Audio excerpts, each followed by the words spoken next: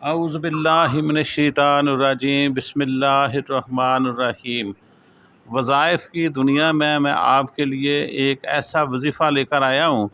جو پیٹ کی تمام بیماریوں کو پیٹ میں ہی ختم کر دے گا۔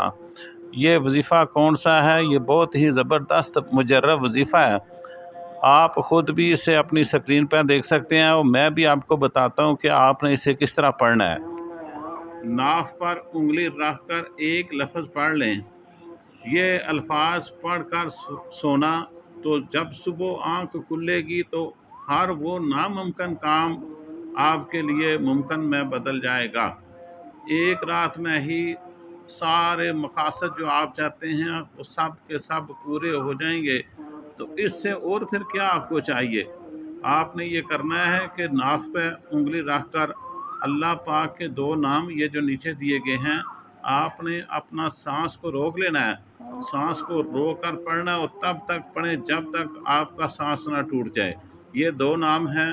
یا اللہ یا رحمان، یا اللہ یا رحمان۔ مسلسل اسی طرح پڑھتے رہنا ہے اور تب تک پڑھتے رہنا ہے جب تک آپ کا سانس نہ ٹوٹ جائے۔ یعنی ایک سانس میں جتنی دفعہ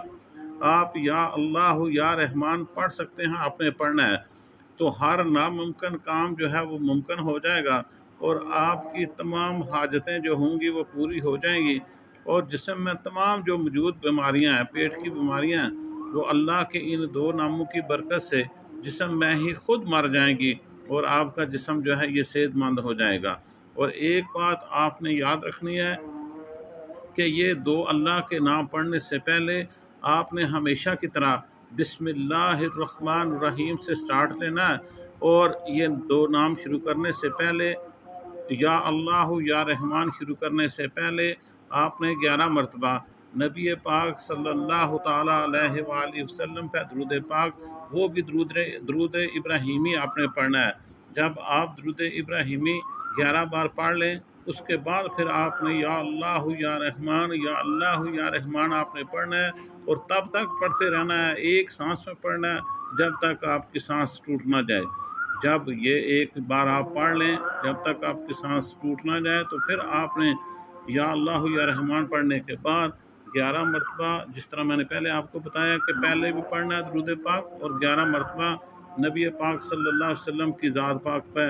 یہ یا اللہ یا رحمان پڑھنے کے بعد بھی پڑھنا ہے، تو اس طرح پھر ہر ناممکن کام جو ہے وہ ممکن ہو جائے گا اور آپ کی وہ تمام حاجتیں پوری ہو جائیں گی جن کی آپ کو تمنا ہے، اور اس کے ساتھ ساتھ آپ کے جسم میں تمام پیٹ کی بیماریاں ہی مر جائیں گی انشاءاللہ۔